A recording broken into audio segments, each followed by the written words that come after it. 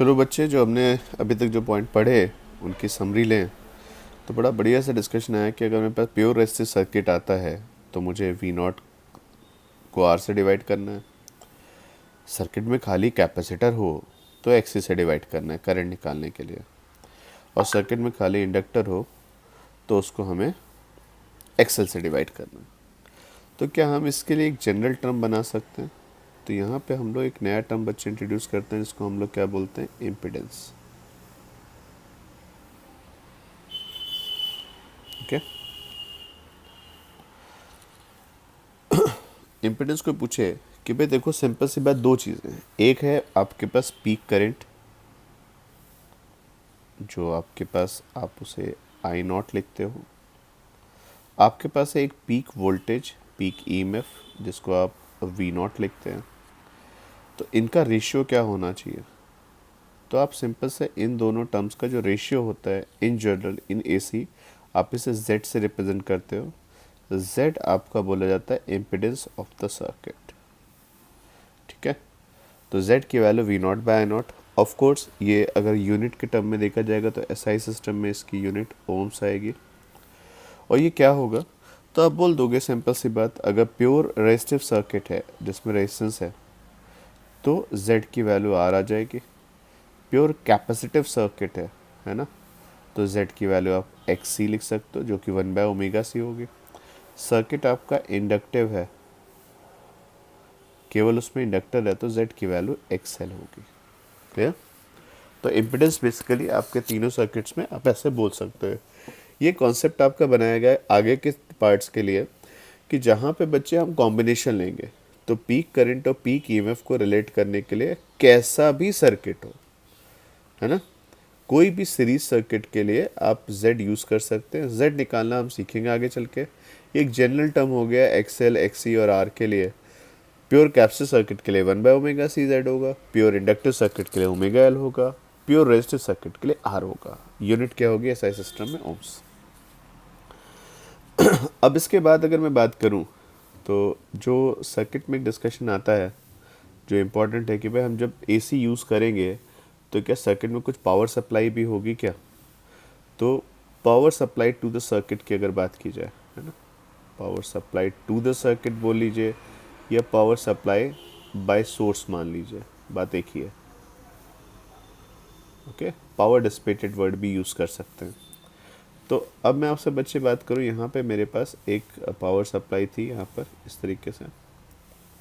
ठीक है, इसके आगे क्या कंपोनेंट्स होंगे बच्चे मुझे नहीं पता, है ना, वो कुछ रहे होंगे आपके पास। हो सकता है बच्चे वो रेसिस्टर रहा हो, कैपेसिटर रहा हो, इंडक्टर रहा हो, और कॉम्बिनेशन रहा हो, या फिर इन तीनों में से कोई एक रहा हो, है ना। मैं ये देख रहा हूँ कि मेरा जो सोर्स है वो कितनी पावर देता है, तो इसका वोल्टेज लिखा, इसका आई लिखा। अब अगर वोल्टेज की बात की जाए तो सिंपल सा V not sine omega t हम चूज़ कर सकते हैं। और करंट की बात की जाए तो करंट की पीक वैल्यू आई नॉट साइन ओमेगा टी। क्या सर ओमेगा टी लिखा जाए? बच्चे ओमेगा टी भी लिख सकते हो, पर तब प्योर रेजिस्टिव सर्किट होगा। सर ऐसा करते हैं, इसका फेज वोल्टेज के साथ क्या है हम फाई मान लेते हैं। फाई 0 होगा प्योर रेजिस्टिव सर्किट में, है ना। इंडक्टिव और कैपेसिटिव सर्किट में +π/2 और -π/2 करके आएगा। तो ये मेरे वोल्टेज की सप्लाई आई। अब मैं आपसे पूछूं क्या कुछ इंस्टेंटेनियस पावर होगी?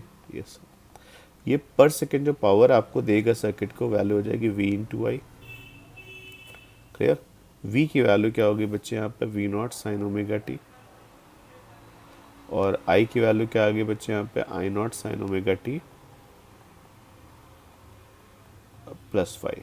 क्लियर? तो वैल्यू किसके कल आ गई बच्चे यहाँ पे? V not I naught sine omega T. Okay, अगर आप इसको लिखोगे तो वैल्यू आ जाएगी sine square omega T cos phi. Okay, and sine omega T cos omega T sine phi. Clear? ये मेरे पास बच्चे रिलेशन आ गया किसका? इंस्टेंटेनियस पावर का। लेकिन आपको भी पता है कि ये जो चैप्टर है इसमें आपको जो प्रॉब्लम आती है कि इंस्टेंटेनियस तो बहुत तेज़ी से टाइम चेंज हो रहा होगा, एग्जैक्ट वैल्यू निकालना मुश्किल होता है। तो जब आपका फास्ट वेरिएशन होंगे तो हम किस पे चले जाएंगे बच्चे? एवरेज पावर पे। क्या इस सर्किट में कुछ एवरेज पावर आपको मिलेगी? यस, एवरेज पावर बच्चे आप लिखते हो तो ट्रिक सबको क्लियर है एवरेज की क्या होती है? ये टाइम एवरेज होता है। आप पी को इंटीग्रेट करोगे टाइम के साथ, पी जी टी आप समझो तो टेक्निकली ये होता है कितनी एनर्जी आपने दी, एनर्जी को किससे डिवाइड कर दिया आपने? टाइम से। ये आपके पास आ गया, और किस पे? एक पूरे साइकिल के लिए। तो हमें ये लोअर टर्म तो क्लियर है कितना हो जाएगा इंटीग्रेशन ऑफ डी टी, आपके पास टी आ गया। अपर टर्म बच्चे अगर देखा जाए तो वी नॉट आई नॉट जो होगा आपका कॉमन आ जाएगा, और आपके इस इंटीग्रेशन में दो वैल्यूज आएंगी। एक टर्म आ जाएगा बच्चे आपके पास sine square omega T cos five D T, okay. और दूसरा टर्म आ जाएगा बच्चे sine two omega T by two into cos five. ये क्लियर है कैसे आया? इस टर्म में टू से मल्टीप्लाई डिवाइड किया तो ये टर्म रेडी था बच्चे आपके पास। तो आपके पास इंटीग्रेशन जो आया और लिमिट आपको क्लियर है, 0 से टी, एक फुल साइकिल के लिए ऊपर कैलकुलेट करना था। तो जब आपने वैल्यू देखी तो V not I not by T common आ गया। Sine two omega T by two, इस टर्म को अगर हम लोग सॉल्व करें तो sine two omega T by two में अगर देखा जाए तो cos five common, sine two omega T by two को अगर लिखा जाए इसको प्रॉपरली तो आपके पास जो वैल्यू कॉमन है बेटा क्या आ गई? Cos five by two. Sign two omega T में आपका 1/2 ओमेगा, और साइन का इंटीग्रेशन क्या हो जाएगा आपका? माइनस आया आपके पास, तो माइनस यहाँ पे आपने इसका माइनस लिख दिया, साइन थीटा का इंटीग्रेशन माइनस कॉस थीटा, और cos two omega T limit from 0 to t। Clear? चलिए भाई, वी नॉट आई नॉट तो आपके पास था ही। अब अगर मैं आपसे पूछूं बच्चे यहाँ पे क्या रिलेशन आएगा, तो मैं फर्स्ट इंटीग्रेशन पे नहीं जा रहा हूँ, अभी सेकेंड इंटीग्रेशन की बात करूँ तो ये वैल्यू आपके पास आ गई cos five divide by 4 omega, और वैल्यू आएगी cos two omega into T. Two omega कितना हो जाएगा? 2 pi T into T minus cos 0। Clear? आप अच्छे से देखो, ये जो टर्म आपका V not I not by T था ये बाहर है, मैं फर्स्ट इंटीग्रेशन पे नहीं जा रहा कि ऑलरेडी हमारा किया हुआ है। ये ध्यान से देखो तो ये टर्म क्या आ जाएगा? कॉस 4 पाई। कॉस 4 पाई अगर देखा जाए तो कॉस 0 हुआ जो कि 1 होगा, कॉस 0 भी 1 हुआ, तो ये जो सेकेंड टर्म था बच्चे वो क्या हो गया? 0 आ गया। क्लियर? और आप इसको, कई बच्चे ऐसे भी 0 बोल देते हैं कि आप इंटीग्रेशन कर रहे हो साइन टू ओमेगा टी का, है ना, कॉस फाइव बाई टू तो कॉमन आ गया।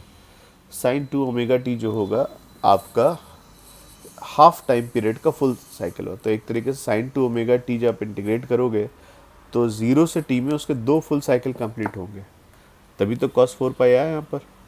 तो आप कहोगे सर वो वैल्यू आपकी 0 ही आनी थी। अब जो ये जो पहला वाला इंटीग्रेशन था उस पर अगर फोकस करें तो cos 5 common, integration of sine square omega T D T, ये टर्म आया हमारे पास। Clear? Sine square omega T D T का इंटीग्रेशन हमने पहले भी डिस्कस किया था। एक ये अब देखेंगे ये, तो sign square omega T D T का इंटीग्रेशन बच्चे हमने डिस्कस किया था, वैल्यू कितनी आती है आपकी? t/2। तो क्या हम इस इंटीग्रेशन को अभी यूज़ कर लें? यहाँ पर आप एग्ज़ाम में नहीं करेंगे, एग्ज़ाम में तो आपको फिर sign square omega T D T का इंटीग्रेशन करना था, तो आपको प्रॉपरली चलना पड़ेगा, है ना। तो आपका रिलेशन बच्चे क्या आया? कॉस 5 आ गया। कैसे करेंगे मैं आपको एक बार फिर से समरी दे देता हूँ। साइन स्क्वायर ओमेगा टी को क्या लिख दो? 1 minus cos two omega T D T, फिर उससे आप सॉल्व करेंगे तो आपको यहाँ पे इंटीग्रेट करके t/2 बचता है। क्लियर? तो अगर देखा जाए जो फाइनल आंसर देखा जाए यहाँ पे क्या बनता है, तो आप बोलोगे सर फाइनल आंसर में जो पावर आ रही है उसकी वैल्यू देखी जाए तो कितनी बनी? Average power is equal to V not I not by t into cos 5 into t/2, t cancel, और बड़ा प्यारा सा आंसर आ गया V not I nought into cos 5। तो मेरा जो सर्किट होगा उसमें मैं कितनी एवरेज पावर डिलीवर करूँगा, ऑफ कोर्स वही पावर आगे जाके कंज्यूम भी होगी, पर एवरेज पावर का फॉर्मूला सिंपल सा, किसी भी सर्किट में V not I not cos 5 और डिवाइड बाई 2, और एक आप चाहो तो एक काम और कर सकते हो, वी नॉट बाय √2 लिख दो, आई नॉट बाय √2 लिख दो, क्योंकि हम साइन पे ही सारे डिस्कशन लेके चल रहे हैं। तो ऐसा करने से मेरे लिए एक और बढ़िया चीज़ आ गई कि V R M S I R M S cos phi. Clear? तो सर्किट में कितनी पावर जाएगी बच्चे, वो 3 फैक्टर से डिपेंड करेगी। आपकी जो आर एम एस वैल्यू आ रही है, वोल्टेज की, करंट की और कॉस फाई। ओके, तो सर्किट में जो पावर आती है बच्चे, उसका सिंपल सा डिस्कशन है कि P average equal to V R M S I M S cos phi. ये एवरेज पावर बेटा निकाली गई कंप्लीट साइकिल के लिए। ठीक, ये एक साइकिल की पावर है।